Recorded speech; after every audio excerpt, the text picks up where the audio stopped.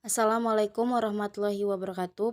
Perkenalkan, nama saya Dita Dewinta, NIM 42 12 12 10 09, kelas PSPF 2021A.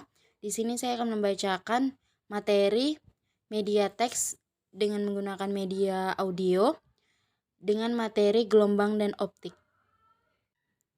Tujuan media teks: yang pertama, untuk mengetahui definisi gelombang; yang kedua, untuk mengetahui jenis-jenis gelombang; yang ketiga, untuk mengetahui sifat-sifat gelombang; yang keempat, untuk mengetahui rumus gelombang; dan yang kelima, untuk mengetahui definisi optik.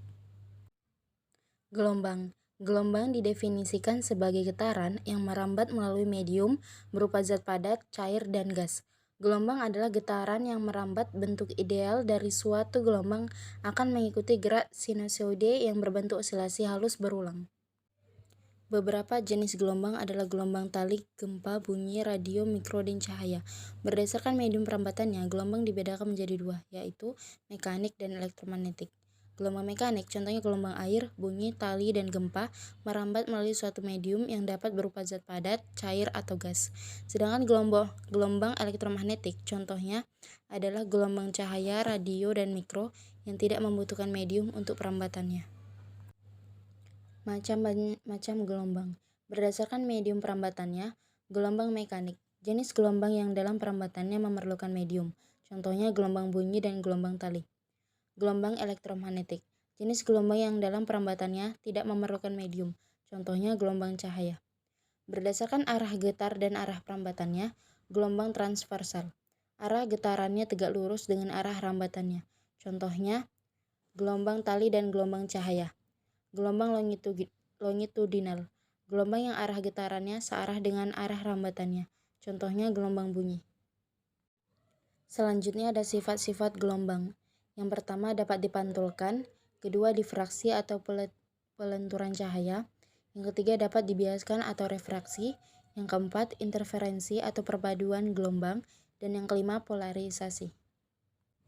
Kemudian rumus gelombang. Rumus kecepatan gelombang adalah V sama dengan lambda per T. Keterangan: V sama dengan kecepatan gelombang m per s, lambda sama dengan panjang gelombang m, T sama dengan periode gelombang S.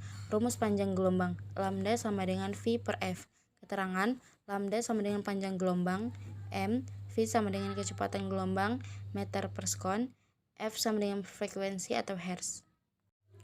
Materi selanjutnya adalah optik. Optik adalah suatu alat yang bekerja dengan prinsip cahaya.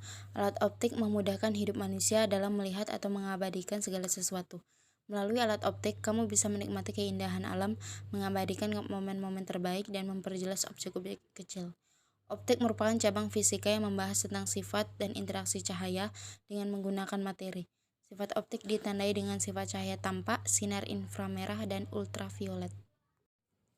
Bidang optika biasanya menggambarkan sifat cahaya tampak, inframerah, dan ultraviolet.